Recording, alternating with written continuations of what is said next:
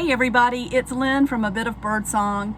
I have accepted a challenge that Jessica at Paper Terrace put on her channel. There's nothing complicated about the challenge. In the past, Jessica has made a journal from Dollar Tree purchases, and she has put that out there again. I didn't do it last time, but I'm definitely going to do it this time. It's something I've been thinking about, and I am so glad that she put this thought into the universe because it was perfect timing for me. I want to just show you a few of the things that I got from my challenge. This is a large baking pan. It's disposable. I have been wanting something like this to put near my desk to soak paper in and stain it. Another item I purchased is tea bags to be able to stain the paper. People do different things. I will take a stack of paper out and just lay it to the side while it's still damp. I have a clothesline right outside of my workshop where I can hang things up. I don't like to turn the oven on all the time to do things like this. So this is a good option for me. For my paper, I'm going to use file folder. The book that I chose is this really cool book. One of the things that I love about this book, and this is what I went in looking for, something that has a really pretty cover on the inside, or image I should say, something that had pages that I could reuse. I'm gonna take out the whole text block, but I wanted things in here that felt vintage. Like, I love this. I like to sew pages in with fabric. So I picked up a bandana and I picked up this kitchen towel, which has got some pretty colors. I think all of this is gonna tie in nicely. I picked up this, it's a non-slip rug underlay, and I think it's gonna be really cool to get an effect I want with the paper that I'm gonna stain. These won't be going into the journal, but would you look how hilarious these are? I got 3 pairs of socks to wear. I picked up a package of these napkins. They're a little bit brown, a little bit gold, and I'm gonna use those to get an effect on some of the paper. I picked up a couple of hair, like little bobby pins. I kind of want to go for a grungy steampunk look, and I think these will be pretty sticking on a page. If I end up not using it, I'll use those for my hair. Then I have this tiny little frame that I'm going to use on the cover. They have these fashion gems with super glue. I want to use that because I think that looks really steampunk. I love these wooden numbers, so I have an idea for these. I went ahead and got a roll of masking tape. I got this natural jute cord. I got a pack of cards because I really like that rose. I got a little container of buttons. I'm definitely going to be putting some buttons in, and I noticed that some of these had some really cool writing on them. I got a container of black acrylic paint, and I do have an idea for that. I got myself some palette knives. I really needed just one out here, and I didn't have anything, so I went ahead and picked this up just for general use. I love the way this trails down. I love to put a lot of charms on the outside of my journals, and I have an idea for restructuring this, so I think it'll be really pretty.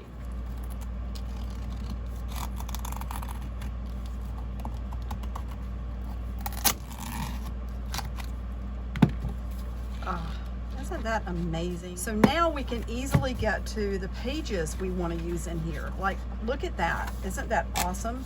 I know that I'm going to use this one. I'm probably going to leave that. No, I'm not. I'm going to pull those apart. So at this point, I'm going to stop the camera because I'm going to spend some time pulling out the pages I want to use and drying some of the paper that I have staining at the moment.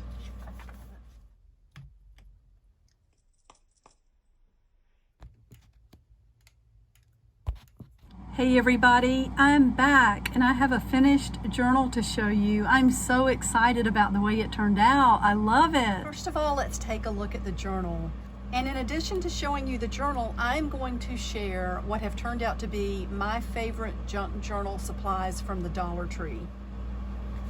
I went with a hardcover. I love soft cover journals. I also love making my own covers with, the fabric covering. When I do make a hardcover journal, I usually take the hard spine out and put fabric around the outside edges and then also on the inside edges. I knew when I started this that I wanted it to be sort of eclectic, grungy, junky. It's just kind of something I really enjoy making and really enjoy working in. So what are some of the things that I used to make this journal? Flowers, tiny glass bottles, found objects from the Dollar Tree parking lot, wooden letters, buttons, a tiny little frame with the glass removed and the back taken out, a Dollar Tree book, decorative bobby pins that you can find at the Dollar Tree, file folders, a woman's handkerchief that you can tear into strips. The outside fabric is from one of their dish towels, and I repeated that on the inside. I took the pages out of the book and used those to then turn around and sew my own signatures and put them back into the book. I used my favorite pages from the book to do this, so it's just a project that I really like. Why don't we just do a flip through of the journal, and then I will show you my favorite Dollar Tree finds. One thing I will say, I love using safety pins to help hold in my signatures. I know many of you have seen me do that time and time again. The safety pins did not come from the Dollar Tree. You can get safety pins there, but these are older, vintage, heavy safety pins. What I plan to do is really take a closer look at the safety pins the Dollar Tree has the next time I'm in there. I didn't really think about it when I was in there, and once I got home and glued this dish towel to the book, I wanted ways to make sure that it's going to stay in place, even though it's glued down. We have the buttons on the front. The frame is put into place with super glue. All of the pages from the file folder are stained, and I put a lot of flip out pages in so it's ready to work in. These are some of my favorite pages from the book. I did buy a pack of stationery while I was there, note cards I should say, and I took all the envelopes and dyed those and distressed them. For distressing, I used black acrylic paint from the Dollar Tree mixed with some water. To stain the pages, I used a bottle of imitation vanilla extract from the Dollar Tree and poured it straight into my spray bottle. This is one of my favorite finds ever. The book smells dreamy. Thank you, Mary, for that idea. And just thank you, Dollar Tree, for having that big bottle of vanilla extract. This is from one of the greeting cards. I went ahead and punched all of those out to get rid of any words and just to keep the pretty image, and I put those in for journaling tags or journaling cards. There is a page from the book that I used to make a pocket, another envelope, another card. This is the little jar that I used to mix some of my distress solutions in, so I put a few drops of this acrylic paint in the bottom, added some water, and then I would just use a brush to pull that color to the top and then make a ring. We're not going to put anything heavy in there right now because I don't want to mess up the book. It's pretty much dry and ready to go at this point. Another thing I did was to take a flower petal and make my own stamp. So that is where that's coming from. That was a really fun idea. I just attached it to a wine cork.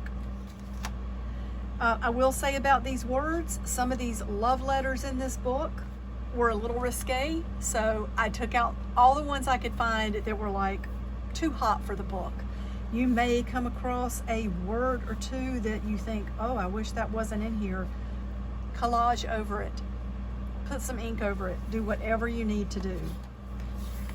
So here we go. I just glued some numbers in. These numbers were just stained. One other thing that I used a few drops of is some alcohol ink. I've never seen alcohol ink at the Dollar Tree. I did go up and down the aisles more than once looking for some kind of dye, some kind of stain. I even looked at hair dye and makeup. Of course, I ended up going with the vanilla extract that I absolutely love and the black acrylic paint. So there's a pocket ready to put something in. In fact, while we're here, so these envelopes, I love the way they turned out. They're the ones, I soaked those in a mixture of the vanilla extract and the tea bags. And I'm just gonna go ahead and take these. Let's put a couple in this pocket for your journaling pleasure. And the next page. I did leave a few strings hanging. It'll be fun to read this too. This was from a book of love letters. I'm just going to give you all the envelopes. There's another pretty hair bobby pin that's decorative. And I tried to go ahead and make this journal feel junky. So it's got a really good feel right off the bat. I sewed some of the flower petals to the corners of the pages or the edge of the pages, like here. This one I sewed to a piece of file folder first, and then I sewed it to the page. And on this page, this is one of the napkins that I used to wipe the pages off when they were too wet. So I just glued that onto the page to give you a nice grungy page in there. I did use some masking tape in here. And here we are at the very back. There's an envelope with another tag that I made and my little stamp there. And the buttons are hand sewn. There are 5 on the front, 5 on the back. I sewed those in with some heavy like hemp cord. So that was kind of intensive, labor intensive. I used the awl to poke through the chipboard in the book and then worked that thread through. So you have these and these just to make doubly sure between the safety pins and the buttons that this journal is going to stay together. So let's put that in the corner, and I'm going to share with you some of my favorite things from the Dollar Tree and some tricks I used and learned this time around. If you notice how pretty and grungy this is, that was very easy to do. These little wooden letters, you can find those at the Dollar Tree. You simply take a few, place them on the page. This is just a generic spray bottle. Mine happens to be glass. I really like this one, and knock on wood, I don't want to tear this one up. I've kicked over about a gallon of tea in here over the last week, so I don't want to turn around and drop this. So this is how I got this page. I just spray this wonderful imitation vanilla. You can see the color in it. It smells so good. Jason was remarking on how wonderful the journal smells. You can let this sit and dry on its own, or you can use a hair dryer. Look how beautiful that is. Another trick that I discovered this time, and this is probably one of my favorites of all time. This is a non-skid mat that goes between the rug and the floor. It's a large piece, so you can cut pieces out and use for stenciling. I take the vanilla extract spray and just spray a little bit over the top. Now again, you could use a big piece and let it dry naturally. You could put it out in the sun. I just took the hair dryer and hit that for just a few, like a minute maybe. And look at that effect. That's just one of my favorite things ever. So I hope that tip can help you out some.